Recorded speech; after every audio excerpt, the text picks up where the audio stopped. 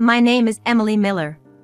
I've been remarried for 5 years and live in a family of 4, including my mother-in-law and my husband's child from a previous marriage. My husband, John, has a 14-year-old daughter, Sarah, from his previous marriage. She's in her second year of middle school and seems to be at a difficult age. She doesn't seem to think too highly of me. My mother-in-law dislikes me because Sarah does. I knew it would be tough to be accepted by a stepchild in a remarriage, but I never expected it to be this hard. However, I believe my husband is on my side. I think. John claims to be a novelist and tries to gain recognition by posting his work online. I thought he might be getting offers from publishers, but all he gets are a few ghostwriting jobs. Basically, he's just waiting for someone to buy his stories that he uploads online, not really making it big. Before we remarried, I had no idea about his situation and was made to read his numerous online stories, thinking they were the real deal. I'm a writer, you know. He would say this with a serious face, drinking and showing off his knowledge.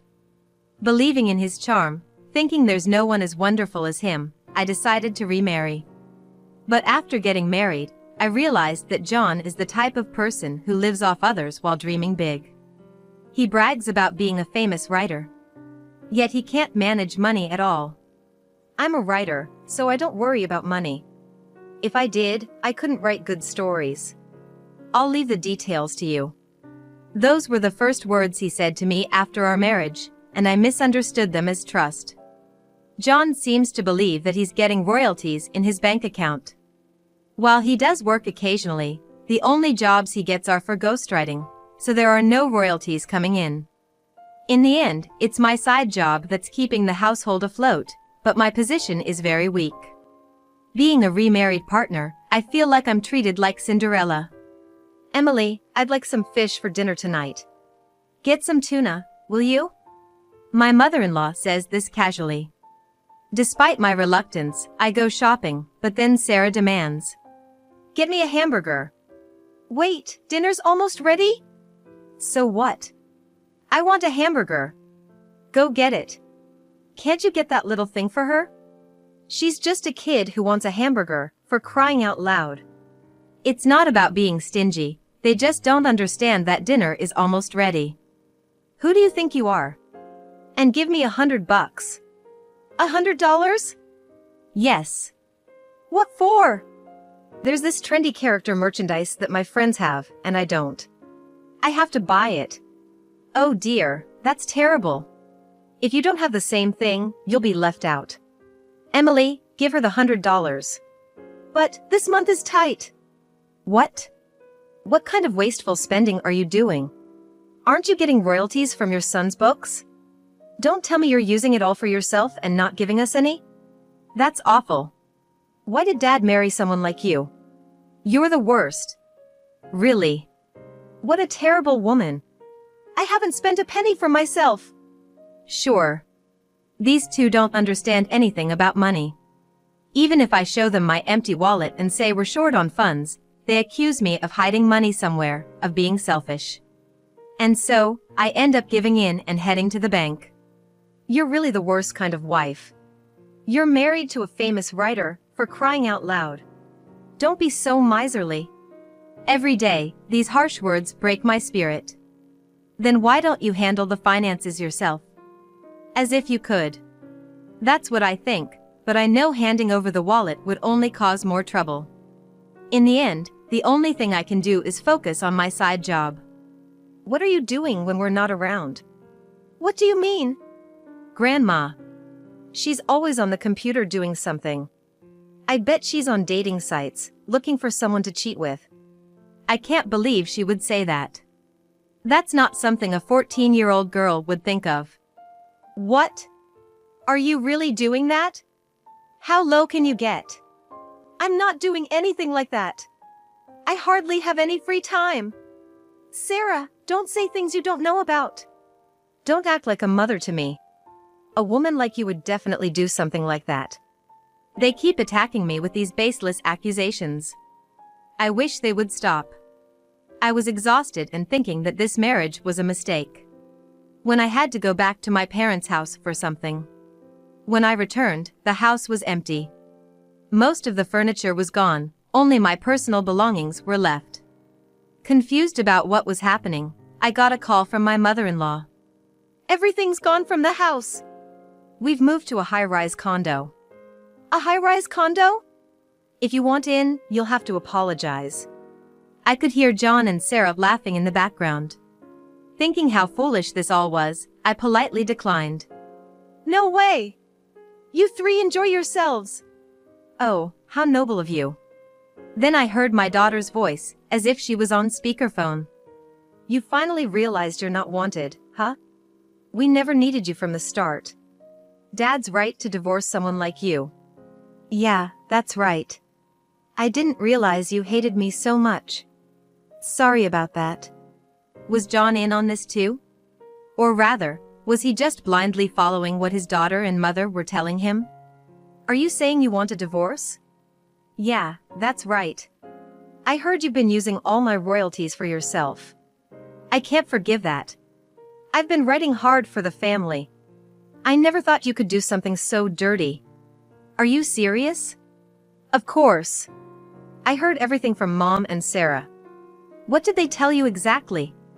"They said you won't buy Sarah what she wants, you won't even let her eat what she wants to eat. You're doing the same to Mom, and on top of that, you're looking for someone to cheat with." "That's shocking. Why would you think I'm looking for someone to cheat with? When would I even have time to cheat? I hardly ever go out." "You went out today, didn't you?" "Yeah, I went out, but I wouldn't go cheating wearing jeans and a worn-out t-shirt. If I had time to cheat, I'd do something else. I don't know what you think, but the fact is, Sarah and Mom hate you. I can't see you as a wife when the family hates you." "I see. But how did you manage to rent a high-rise condo? We don't have that kind of money. I borrowed from a payday lender for now." "What? You're kidding. Why are you so surprised?" "You've been managing my bank account, so I had no choice.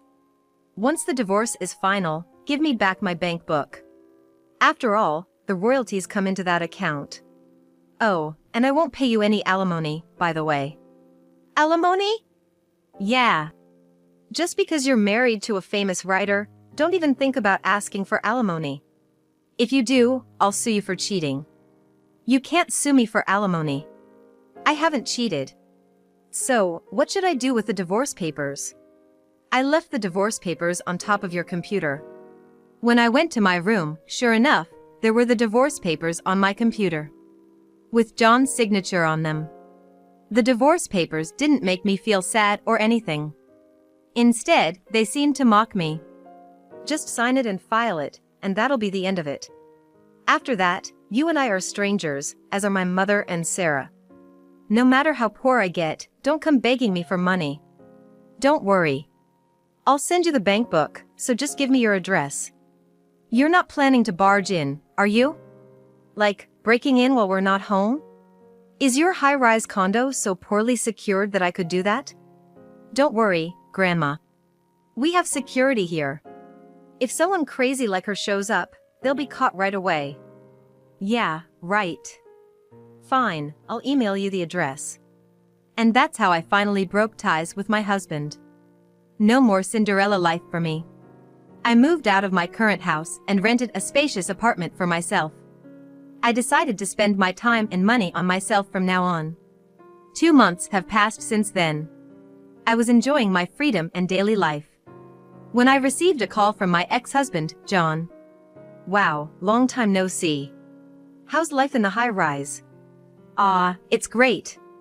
"So, why the sudden call?" "The real estate agent told me the rent couldn't be withdrawn." "You haven't been withdrawing money from my account, have you? I sent the bank book to you. You got it, right?" "Yeah, I got it." "Then there's no way I could withdraw anything. Besides, there's no money to withdraw anyway."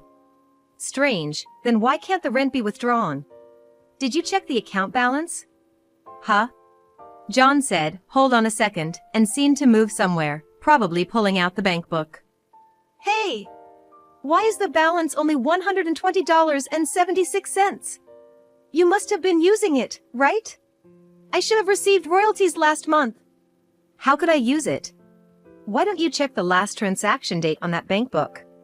Huh? $600 7 months ago? Why so little? I remember when you got that job. The editor originally wanted another ghostwriter, but he got sick suddenly, and they asked if anyone else was available.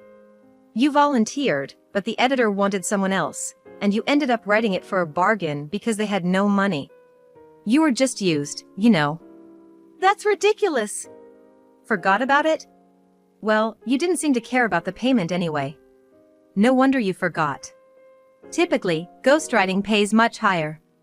The average is around $16,000, but John's lack of fame and skill made editors reluctant to hire him. That's why he barely got any jobs. He was the last resort. So even this amount was a blessing for him. What about the royalties? I should be getting them every month. You never received any royalties. That's ridiculous. Ghostwriters rarely get royalties, especially not someone like you. What do you mean, someone like me? Oh, sorry. Anyway, that's the reality. Can you even pay the rent for your high-rise? But we're divorced now, so it's none of my business. This is weird. It's definitely weird. What's weird? My books are selling. Are you dreaming? I've never heard of your books selling. You upload free ebooks, but does that even make money? If it does, how much? How many people are buying them? Have you checked that? Well, I'd seen John's page before, and there were only traces of 4 or 5 books being bought. Probably by his acquaintances. I don't know if they sold after that, but even if they did, it couldn't be more than 10 copies. Wait! Let me check! While John was checking and I was waiting, I also looked at his work, and the reviews were awful. Terrible. So boring. Give me my money back. It seems there are indeed people who are buying his work, after all. But, surprisingly, there were also comments like, "This gave me courage." Curious, I read them, and it turned out they found courage because his writing was so bad, it made them feel better about their own work. I almost wanted to applaud. I could hear noise and commotion on the other end of the phone. His mother and daughter were also in a frenzy. Hey, I get that you have no income now, but how have you been living up to this point? It seems he finally understood the reality of having no income. It was my income. Liar! Your income can't be that much. True, my income from my day job in administration was around $1,800 a month. It would vanish on rent, utility bills, tuition, and allowances for my husband John, his mother, and his daughter Sarah. Realizing this wasn't enough to live on, I, who always loved writing, started working as a freelance writer. And it was a hit. I began receiving job offers one after another. That's how I managed to cover our living expenses. Thanks to that, I even managed to save some money, which allowed me to rent a bigger apartment than where we used to live. If we hadn't divorced, that wouldn't have been possible. So, thanks for divorcing me. That's ridiculous. So what are you going to do about the high-rise condo? You rented it yourselves, so you'll have to figure it out. We're divorced, so it's none of my business now. John was so shocked he seemed lost for words, and all I could hear over the phone was his breathing. About a week later, I got a call from Sarah, my former stepdaughter. Mom, are you doing okay? Oh, Ed. What? Huh? Ed? Ex-daughter. Ed. Are you okay in the head? Feeling great. I've been in top shape since I left you guys. Hey, is that sarcasm? Yes, sarcasm. Got it? Geez, Mom. I felt a chill down my spine at her overly sticky way of calling me Mom. So, what do you want? Well, it seems like Dad doesn't have any money. I figured as much. So, I was hoping you could help us. Really? You're asking me for help after how much you disliked me. I never disliked you. I liked you so much, I just didn't know how to get along with you. Really? So now you're cozying up to me because you found out there's no money at home? Let me ask you, would you leave someone you like alone and move to a high-rise condo? Doesn't make sense, right? If you really liked someone and wanted to get along, you wouldn't do something like moving away from them. But Grandma said we don't need Mom around. I really wanted to stay with you, but I couldn't go against Grandma, you know? I see. But I haven't forgotten what you did to me. You asked me for $100 even though we had no money, just to buy some character merchandise. If we had that kind of money, we would have needed it for food. When I refused, you took it from my wallet without permission. Do you know what that's called? Theft. It might be hard for a minor like you to understand, but taking someone else's things is a crime. And that's not all. You took jewelry from my jewelry box without asking. You used them and then just left them lying around. How can you be so thoughtless? You'd leave your clothes everywhere, and your room was always a mess. It was disgusting. No matter how many times I asked, you never tried to tidy up. It was beyond frustrating. And yet, you had the nerve to call me noisy. I don't want to be called Mom even as a joke by someone like you. It's creepy, so don't ever call me Mom again. Ugh. Just shut up, you stupid old hag. No matter how sweetly you pretend, I know it's all lies. After all you've done to people, you think they'd help you when you're in trouble? What do you mean? What do you mean? Knowing I'm in trouble and not helping. You really are mean. I don't care what you say. It doesn't bother me at all. Besides, moving to the high-rise apartment was a decision made by your family, right? It's none of my business. You chose this, so you should deal with it yourselves. I've become the stranger you all wanted me to be. If you have complaints, talk to your dad and Grandma. Ah. I can't believe it. I was being nice to you, and this is how you treat me. I shouldn't have been nice in the first place. You think that was being nice? You were just trying to deceive me and failed. Sorry, but don't underestimate adults. Back when we lived together, Sarah used to call me an old hag. Now she's calling me Mom, so something must be up. It seems the whole family is trying to trap me and take my money. They must have thought they could manipulate me using the child. But after everything that's happened, it's not going to work that easily. Yet, the three of them can't give up their high-rise lifestyle and are struggling without moving out. They're stuck in a cycle of borrowing more from payday lenders, even though they haven't repaid the debt from renting the high-rise. It's clear where this is heading, but they seem to think everything will work out somehow. However, there's a limit. When they couldn't make the monthly payments and received a court notice demanding full repayment, John, realizing the seriousness, found out where I live and came to my apartment directly. Emily! No, Miss Emily, Your Highness! Please, I'm begging you, help us! How did you find out where I live? I looked it up. Ah, scary. I thought you had lost the use of your legs with all the trouble you've put on me. Don't be so mean. Mean? I'm just being honest. Please, I'm begging you, lend me some money. You're still living in the high-rise? Yeah, we haven't considered moving out. Really? How are you managing to live with no money? We borrowed a lump sum from a payday lender. Are you an idiot? You know how high the interest rates are there. You can't even repay it, so why borrow? You haven't even paid back the money for renting the high-rise, right? Yeah, haven't paid it back. Why are you so proud of that? Just leave the high-rise already. As a struggling writer, you should live in a cheaper apartment. How can I do that? Huh? A top writer like me living in a cheap apartment? I'd be laughed at by the publishing houses. Don't worry, you're already being laughed at. That's not true. Face reality. Ghostwriters get paid an average of $16,000 per job, and you're taking them for $600. Can't you see how little they respect you? You're not even considered seriously. That's not true. I just gave in because the editor was in trouble. You're still saying that. Soon, I'll write something only I can write, something big. Say that after you win an award. Right now, you're not even close to honorable mention. Ah. Awards aren't everything. Sure, but if you won a big one, it would turn everything upside down. It's not like that. I have my own Hearts Award. Your heart's award, what's that? It's an award in my heart. How utterly foolish. So, you mean nobody else recognizes your work? It's not even worth discussing. Just go home. Don't say that, I'm really in trouble. Recently, Sarah's been throwing tantrums, wanting this and that. Well, of course.